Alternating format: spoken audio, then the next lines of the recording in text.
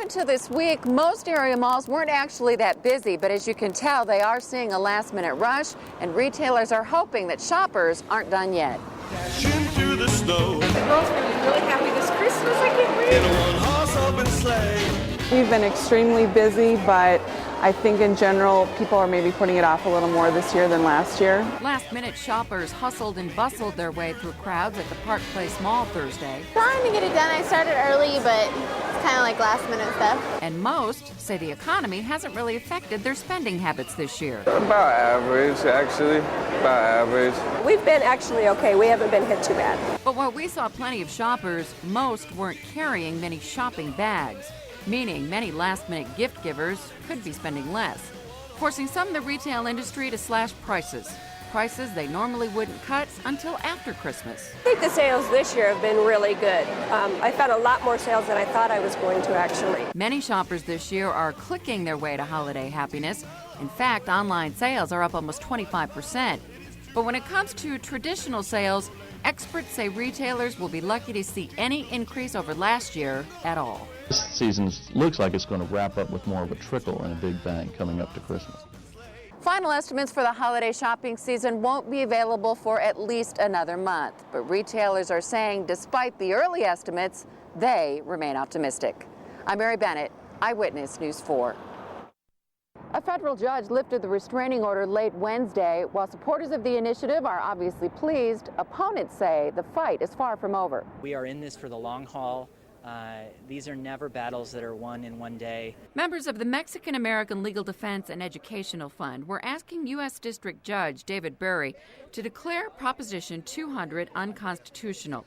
He did not, so attorneys say they will appeal. We've just started this one, and we're going to keep fighting until we can block Proposition 200 altogether or have it struck down.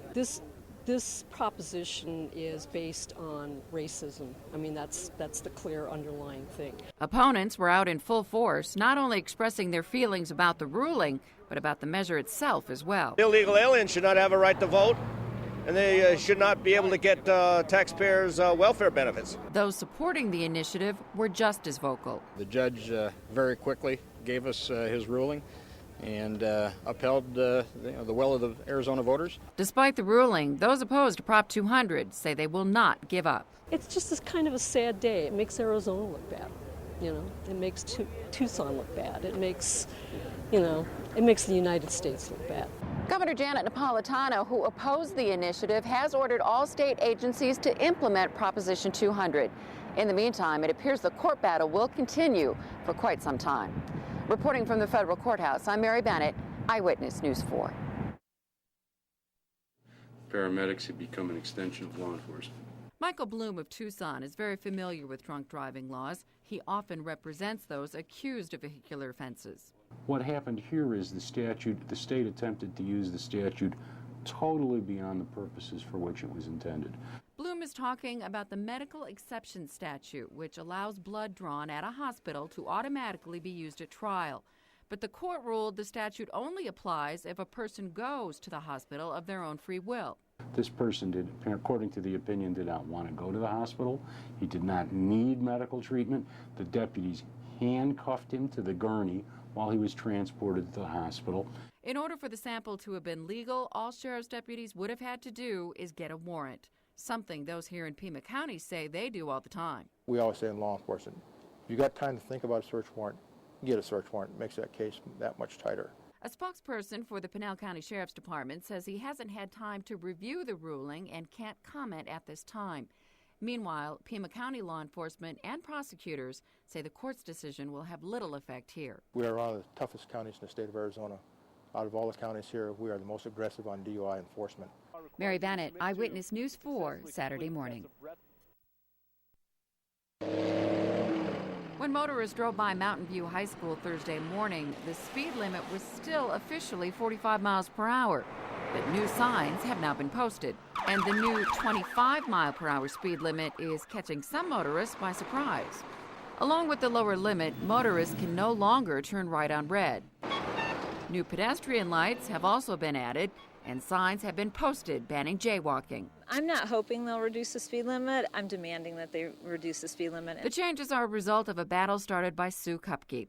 When Talon Rogers was nearly killed last October, Kupke gathered thousands of petition signatures demanding the speed limit be reduced. That's what it was done for. It was done so that something good came out of Talon's accident. She was thrilled to see the changes firsthand Friday morning. It just brought tears to my eyes. It did. It really does. I'm so happy. It's so much safer for the kids, and a lot of people put a lot of effort into this. I am so happy. I'm so happy I could cry. Mary Bennett, Eyewitness News 4. For years, Stoney Golden has had this briefcase filled with newspaper articles and pictures of his son Chasey locked away in a shed. The children and parents were gone. But when he saw reports of the case in South Tucson, the briefcase came out and the memories came back. It was like a flashback in history, you know. I can feel the day. We first met Golden when he was arrested in Tucson back in 1983. Even though the charges were eventually dismissed, he had kidnapped his son from his ex-wife in Tennessee because his son told him he was being abused. My son begged me to help him, and I did. What else can I do? During the course of the custody dispute, Golden says his son was placed in the care of Child Protective Services here in Tucson, and that his son was later kidnapped by his mother during a supervised visit and taken back to Tennessee. I was supposed to see my son that very evening, and I spent the next 2 or 3 days trying to figure out where my son was. They wouldn't tell me right away. CPS won't comment on the case, saying they're not sure records even date back 20 years. Meanwhile, Golden blames the agency for losing his son and says even though he hasn't spoken with him since he was 12, he thinks about him every day. Even though he's 24, he's still that little kid to me. Mary Bennett, Eyewitness News 4, Daybreak. After struggling with disappointing sales throughout the holiday season, many retailers' spirits were lifted by a rush of last-minute shoppers the week before Christmas. They are also counting on shoppers to do more buying and less returning during the week after Christmas. The day after Christmas is the time when you're going to start seeing a lot of specials in a lot of markdowns.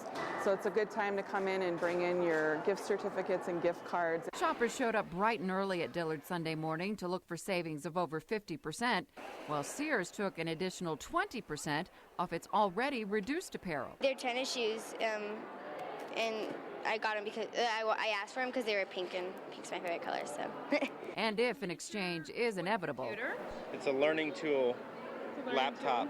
And why are we returning this one again? He already had it. There are some things you should keep in mind. Bring your original receipt, leave the item in its original package, or bring the packaging with you.